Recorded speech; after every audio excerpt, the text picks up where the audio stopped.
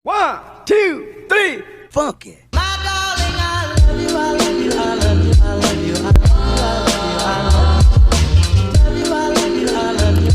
Assalamualaikum warahmatullahi wabarakatuh. Selamat pagi, salam sejahtera untuk kita semua.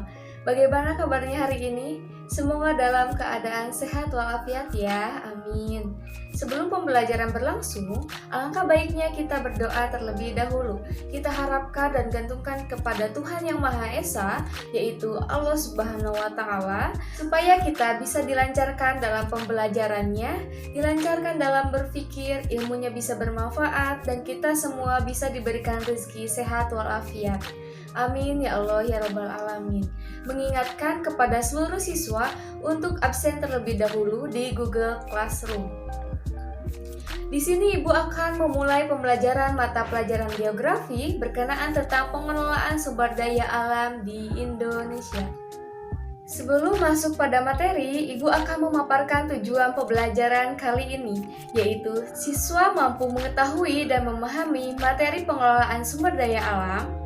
Siswa mampu mengetahui klasifikasi pengelolaan sumber daya alam Indonesia. Siswa mampu menjelaskan kembali materi yang sudah diajarkan. Siswa mampu mengaplikasikan materi yang diajarkan dalam kehidupan sehari-hari. Materi pembelajaran kali ini diawali dengan pengertian sumber daya alam dan klasifikasi sumber daya alam. Sebelum lebih lanjut, kita harus mengetahui terlebih dahulu pengertian dari sumber daya alam. Apa itu sumber daya dan apa itu sumber daya alam? Sumber daya adalah segala sesuatu yang berguna dan mempunyai nilai di dalam kondisi di mana kita menemukannya. Sumber daya alam adalah segala sesuatu yang terdapat di alam di sekitar yang merupakan hasil bentukan alam yang dapat dimanfaatkan untuk memenuhi kebutuhan hidup manusia. Nah, jadi dapat disimpulkan bahwa sumber daya alam yaitu semua potensi alam baik benda mati maupun benda hidup yang bermanfaat bagi manusia untuk memenuhi kebutuhannya. Sumber daya alam memang sangat bermanfaat dan menjadi tulang punggung ekonomi suatu bangsa. Tanpa tanah, air, udara, dan mineral, suatu bangsa tidak dapat mengembangkan pertanian, perikanan, dan industri. Sumber daya alam juga membentuk lingkungan alam berguna untuk kelangsungan hidup manusia dan sektor-sektor pembangunan. Nah, untuk slide ini kita akan mempelajari lebih dalam mengenai pengelolaan sumber daya alam. Di Indonesia terdapat klasifikasi sumber daya alam yang terdiri dari berdasarkan potensinya, jenisnya, dan sifatnya. Kemudian, terdapat potensi dan sebaran sumber daya alam di Indonesia itu sendiri, meliputi kehutanan, pertambangan, kelautan, dan pariwisata. Dan semua potensi itu terdapat banyak sekali pemanfaatan untuk makhluk hidup, terutama manusia. Selanjutnya, terdapat analisis mengenai dampak lingkungan dalam pembangunan atau masyarakat sering mengenal dengan sebutan AMDAL. Akan mempelajari baik dari definisi dan tujuan, siapa saja pihak-pihak yang berkepentingan dalam AMDAL, bagaimana proses dan prosedur dalam AMDAL, dan apa saja pemanfaatan sumber daya alam dalam AMDAL itu sendiri.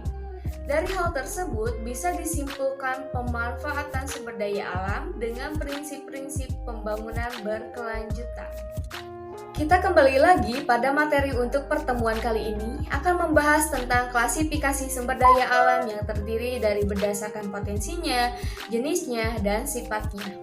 Nah, di sini terdapat mind mapping untuk mempermudah dan pembagiannya karena terdapat subbab dari klasifikasi tersebut. Di antaranya, berdasarkan sifatnya terbagi menjadi dua. Ada sumber daya alam yang dapat diperbarui dan sumber daya alam yang tidak dapat diperbaharui. Nah, dari dua hal itu terbagi lagi sumber daya alam yang dapat diperbaharui meliputi pembaharuan reproduksi dan pembaharuan siklus. Kemudian, sumber daya alam yang tidak dapat diperbaharui meliputi sumber daya alam yang tidak cepat habis dan sumber daya alam yang cepat habis. Selanjutnya, klasifikasi berdasarkan potensi yang terdiri dari sumber daya alam materi, sumber daya alam energi, sumber daya alam ruang, dan sumber daya alam waktu. Yang terakhir, terdapat klasifikasi berdasarkan jenisnya yang terdiri dari sumber daya alam non-hayati, atau disebut dengan abiotik, dan sumber daya alam hayati atau bisa disebut juga biotik. Slide selanjutnya kita mulai membahas berdasarkan potensi. Yang pertama, sumber daya alam materi adalah sumber daya alam yang dapat dimanfaatkan dalam bentuk fisiknya seperti batu, emas, kayu, serat, kapas, dan sebagainya. Yang kedua, sumber daya alam energi adalah sumber daya alam yang dimanfaatkan energinya. Nah, jadi kita akan menggunakan energinya untuk dimanfaatkan serta mempermudah pekerjaan kita. Contohnya batu bara, di situ batu bara dimanfaatkan untuk pembangkit listrik. Kemudian ada minyak bumi, gas bumi, air, sinar matahari, energi pasang surut, kincir angin, dan sebagainya. Yang ketiga, sumber daya alam ruang adalah sumber daya alam yang berupa tempat hidupnya, seperti pertanian, perikanan, area bermain anak-anak, dan sebagainya. Lebih detailnya seperti ini, kita mempunyai lahan 1 hektar dan lahan tersebut dijadikan sebagai pertanian, di mana lahan pertanian itu akan menghasilkan dan dapat dimanfaatkan oleh manusia. Yang keempat, sumber daya alam waktu adalah sebagai sumber daya alam waktu tidak berdiri sendiri melainkan terikat dengan pemanfaatan sumber daya alam lainnya seperti air sulit didapatkan pada musim kemarau yang berakibat mengganggu tanaman pertanian. Selanjutnya, klasifikasi berdasarkan jenis. Yang pertama, sumber daya alam non-hayati atau abiotik adalah sumber daya alam yang tidak hidup, misalnya air, udara, tanah, bahan tambang, dan sebagainya. Yang kedua, sumber daya alam hayati atau biotik adalah sumber daya alam berupa makhluk hidup. Nah, di sini terbagi lagi menjadi 2. Terdapat sumber daya alam nabati yang berasal dari tanaman atau tumbuh-tumbuhan dan sumber daya alam hewani yang berasal dari hewan dan mikroba. Selanjutnya, klasifikasi berdasarkan sifat terbagi menjadi 2, yaitu pertama, sumber daya alam yang dapat diperbaharui adalah alam yang mampu mengadakan pembentukan baru dalam waktu yang relatif cepat. Contohnya, makhluk hidup seperti pohon. Pohon apabila ditebang, kemudian ada penanaman kembali, pada saat itulah pohon akan bertumbuh. Nah, sumber daya alam yang dapat diperbaharui terbagi lagi menjadi 2, yaitu pembaharuan dengan reproduksi, yaitu pembaharuan yang terjadi pada hewani, yaitu untuk berkembang biak sehingga jumlahnya bertambah. Contohnya, hibridisasi dan rekayasa genetika. Kemudian, terdapat pembaharuan dengan siklus, yaitu pembaharuan yang terjadi oleh beberapa sumber daya alam. Contohnya, pencemaran udara akan menurunkan kualitas atmosfer.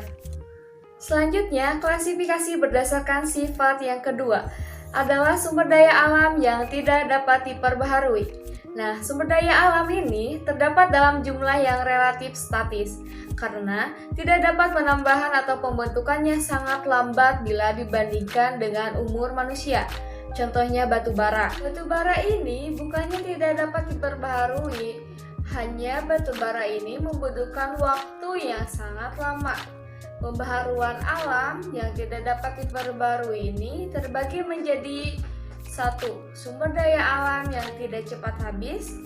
Tidak cepat habis karena nilai konsumtif terhadap barang itu relatif kecil.